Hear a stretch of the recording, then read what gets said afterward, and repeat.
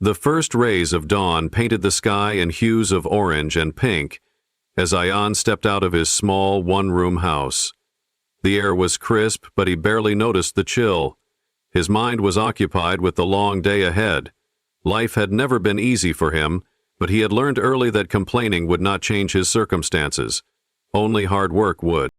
Born into a poor family, Ayan had never known luxury.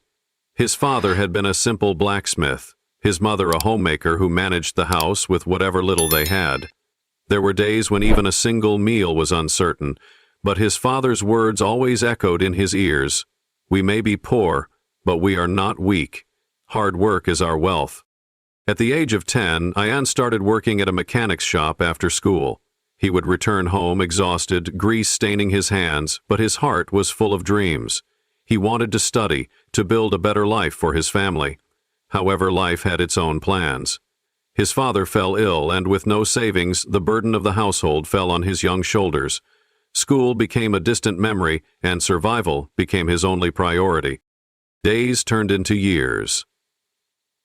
Ayan worked tirelessly, taking up multiple jobs, fixing cars during the day and working as a waiter at night.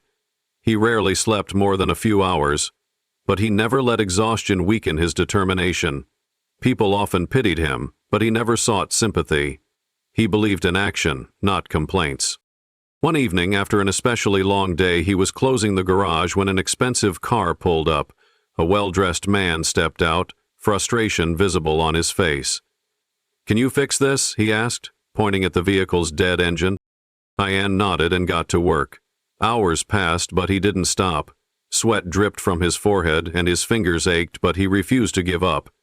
By midnight, the car roared to life. The man, impressed, asked, "How do you know so much about cars?" Ayan smiled faintly. "Experience teaches what books sometimes cannot," he replied. The man, who happened to own a chain of automobile workshops, saw something in Ayan, something beyond skill. He saw resilience, determination, and an undying hunger for success. He offered Ayan a position at his workshop with proper training. It was an opportunity Ayan had never imagined. Training under professionals, he honed his skills, absorbing knowledge like a sponge. The salary helped stabilize his family's condition, and for the first time in years, there was hope in his mother's eyes. Every day was still a struggle, but now he was moving forward. Years later, Ayan saved enough money to open his own workshop. It wasn't grand, but it was his. The same hands that once worked tirelessly for survival were now building a future. Each dented car that entered his shop reminded him of his own journey, battered, tested, but still running. His struggles never truly ended, but he had learned that hardships were not meant to break him, they were meant to shape him. The sun dipped below the horizon, casting a golden glow over the quiet village where Asan lived. The fields stretched endlessly, the crops swaying gently in the evening breeze. For as long as he could remember, Asan had watched his father toil in these fields, sowing seeds with the same hope that had been passed down for generations. Life as a farmer was never easy, but his father always said, "Patience is a farmer's greatest tool, and dedication is his wealth." These words, though simple, carried a weight Asan only came to understand as he grew older. When his father passed away unexpectedly, the responsibility of the farm fell on Asan's shoulders. The land that once seemed like a playground now felt like a battlefield. The soil was dry, the tools were old, and debts loomed over their home like an unrelenting storm. His mother's tired eyes and younger siblings' expectant faces left him no choice but to stand where his father once stood. The first few years were harsh. The rains were unpredictable, and the harvests were poor. Many villagers abandoned farming, selling their lands to businessmen who saw fields not as a source of food but as plots for factories. Asan refused to give up. He woke before dawn and worked until his hands were sore, studying the soil, learning new techniques, and speaking to older farmers who had survived worse times. He experimented with different seeds, adjusted watering patterns, and spent nights reading by candlelight about sustainable farming methods. One particular year, the drought was unforgiving. The land cracked, and even the most seasoned farmers gave up. Asan's mother suggested selling their land before it was too late. He listened, but remained firm in his decision. "This land has fed us for years. It won't betray us now," he reassured her, though doubt gnawed at his heart. Instead of waiting helplessly for rain, he dug trenches to collect every drop of moisture, used natural compost to enrich the soil, and planted drought-resistant crops. Neighbors laughed, calling him foolish for clinging to a sinking ship. He ignored them, focusing instead on what he could control. The days stretched long, and exhaustion clung to him like a second skin, but he refused to let go of his father's dream. Months passed, and the fields that once looked barren began to show signs of life. While other farms remained lifeless, Hassan's land bore green shoots of hope. The villagers watched in disbelief as his crops survived where theirs had perished. The same people who once mocked him now came to him for advice. He shared his knowledge freely, teaching them the methods that had helped him endure.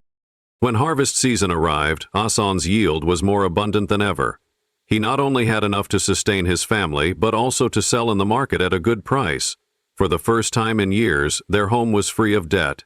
His mother's tired eyes softened with relief, and his siblings no longer went to bed hungry. The land that once seemed cursed had rewarded him for his patience and dedication. As he stood among the golden fields, feeling the grain between his fingers, Hassan realized that his father's words had never been just words.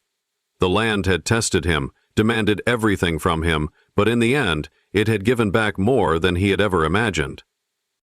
The morning sun rose over Hassan's fields, bathing the land in a soft golden hue. The once barren soil, which had tested his patience for years, now stood as a testament to his dedication. Every grain of wheat swaying in the wind whispered stories of the struggles he had endured, the sacrifices he had made, and the unwavering faith that had carried him through. As he walked between the rows of crops, memories of sleepless nights, relentless toil, and moments of despair flooded his mind. He remembered the times when the rains had refused to come, when his hands had bled from endless labor, and when the weight of responsibilities had threatened to crush him. Yet, through it all, he had refused to break. His father's words, once mere echoes of an old man's wisdom, now resonated with profound truth. The villagers who had once doubted him now sought his advice. Farmers who had abandoned their lands returned, inspired by his success. His perseverance had not only transformed his own farm, but had sparked hope in others. Hassan took it upon himself to share his knowledge, teaching his neighbors the methods that had saved his crops. He spoke about soil conservation, water management, and the importance of patience in farming. The same village that had once been on the brink of collapse now flourished, its fields green with promise. His family, too, had changed. His mother, who had once feared the worst, now held her head high, proud of the son who had refused to give up. His siblings, once forced to grow up in scarcity, now had opportunities to study and dream beyond the confines of their farm. Hassan knew that while wealth could be lost, knowledge and resilience would always remain. One evening, as he sat under the old neem tree at the edge of his field, an elderly farmer approached him. "Your father would be proud," the man said, his voice filled with sincerity. "You have done what many of us could not. You stayed when others left. You worked when others gave up, and now, you reap what you sowed." Hassan smiled, looking at the vast expanse of land that had once seemed impossible to revive. He realized that success was not just measured in crops or money, but in the lives he had touched, the lessons he had learned, and the legacy he was building. The struggle had been long, the road uncertain, but the reward had been worth every hardship. As the seasons changed, Hassan continued to grow, not just as a farmer but as a leader in his community. He established a cooperative where farmers could share resources, ensuring that no one had to struggle alone. He invested in education for younger generations, knowing that knowledge would protect them from the same hardships he had faced. His farm became more than just a piece of land. It became a symbol of resilience, proof that patience and dedication could turn even the harshest trials into triumphs. Years later, as he stood with his own children by his side, he passed down the same words his father had once told him. Patience is a farmer's greatest tool, and dedication is his wealth. He knew that life would test them, that challenges would come, but he also knew that as long as they held on, the land would always reward them. The sun dipped below the horizon, casting long shadows over the fields, but Hassan no longer feared the darkness. He had learned that every night, no matter how long, was always followed by the promise of a new dawn.